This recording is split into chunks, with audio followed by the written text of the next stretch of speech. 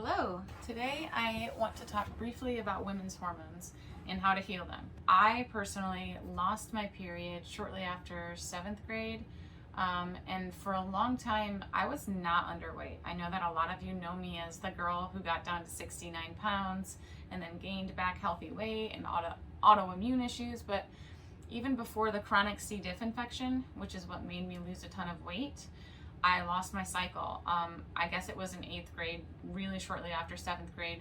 7th grade is when I was diagnosed with many mood disorders: OCD, anxiety, depression, insomnia, narcolepsy, ADHD, and I was put on medications. I was put on Adderall, clonazepam, which is a benzopidine, and Ambien. It was just a really hard time of my life, and I lost my period. They said that it was just likely due to stress and to not worry about it, and I did not get my cycle back until I guess my senior year of high school, and even then it wasn't regular. I was a steady weight all the way up until my senior year. At one point I was, I had larger breasts than I do now in 7th grade. I was going through puberty. And I didn't have endometriosis, I didn't have PCOS.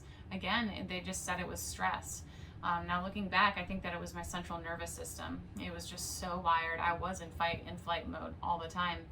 And I don't think that I was producing enough of the right hormones to have a proper cycle. Now, at the end of high school, I went through a very painful breakup. And I had rumors spread about me. I lost most of my friends. That was very stressful. I became very depressed and I lost weight unintentionally.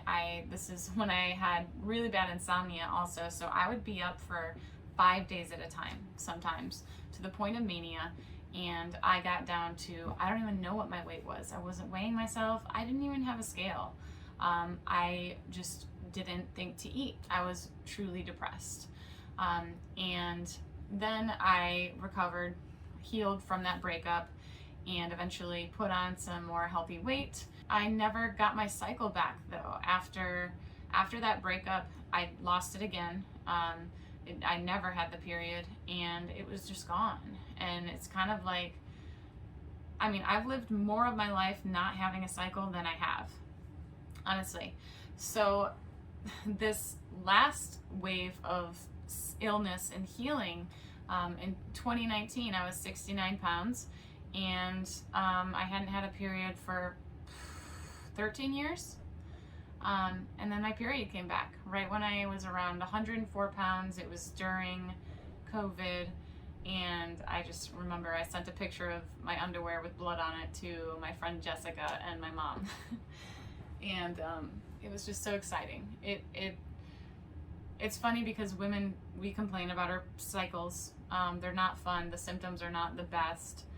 But I'm happy for it. I am always really delighted when I have my cycle and when it's regular, because it has strong implications. It means that my body is comfortable enough to prepare to have a baby. And so I like to say that a woman's cycle is really a luxury. It means that your body is happy enough that it's saying, I can do this for you. That's really good. It has strong implications. Now, I got my cycle back with 0 carbs, and I have lost count of the female clients that I've worked with to get their cycles back with 0 carbs. Carbs are not necessary. Can they help? Can they work? Yes, they can, because they can lower cortisol, increase serotonin, and they can also just help to send the signal to your body that there is abundance. But I like to go deeper. If you have hypothalamic amenorrhea, which has to do with your thyroid, you can also reverse that just by using enough animal fat and protein. You don't need carbs. There is no situation where you need carbs, in my personal opinion and my experience with myself and with so many others. And when you're not using carbs, I actually think that it's so much better, because when we eat carbohydrates in high amounts, our blood sugars can become unstable. And I'm not saying that's an always situation, but in general, eating sugar and carbs will cause your blood sugar to rise and fall much more than if you're not eating any and you're just eating fat and protein, where our blood sugars are more like a flat line instead of up, down, up, down. This alone reduces inflammation by keeping it a flat line, by having a stable blood sugar. This alone will keep your body in a more supported place, keep stress levels down, reduce oxidative stress. So that, in my opinion, makes getting the cycle much more tolerable, because when we get our cycle, certain hormones will be depleting, just dropping. Serotonin levels will drop. And this is why we feel very moody and weepy and emotional. I am 10 times worse if I'm running on carbs and sugar. I mean, I am someone that you don't want to be around. Now it's just like, okay, I just need to create space for myself. And when I first got it back, the symptoms were not so bad. I think just because I didn't have as many hormones in my body. Now I am eating more. I am sexually active. I just got married, so the levels of estrogen in my body are greater, and I do feel more emotional during that time of the month. I get more symptoms, like my breasts get a little bit achy, my lower back gets a little bit achy, but it's nothing crippling. It's not like I'm stuck in bed. I still go to CrossFit. It's just something to be aware of, and I'm not upset about it because it has great, strong implications. I know I've said that couple of times, but I really want to help women to be grateful. If you have a cycle, be grateful. To support your hormones, the two top things to support your hormones, in my opinion, are animal protein and animal fat. These are your bioavailable nutrients. Your body will soak them up and love them. It'll support your internal organs. You need to be sure that you're eating enough, especially if you're not eating carbs. It's easy to feel super satiated only eating meat, and when this happens, we end up under eating sometimes, and then your body is not going to feel safe to have a cycle. And so if you need to track your macros from time to time, even if it's just once a month, to be accountable to yourself, to be sure that you're eating enough protein, eating enough fat for your energy needs, it's worth it. So to get my period back, I supported my body at a systemic level. It was never about eating at a massive surplus. It was about keeping my body in a very safe and supported place.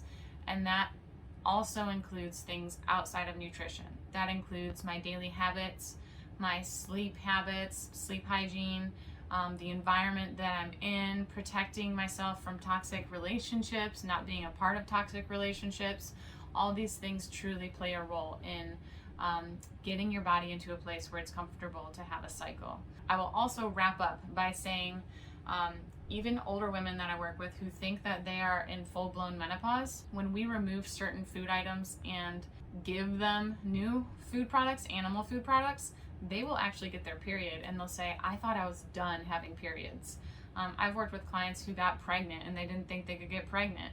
Animal foods have the most bioavailable nutrients that your body needs to support it at a systemic level, to keep it in a safe place, for it to thrive.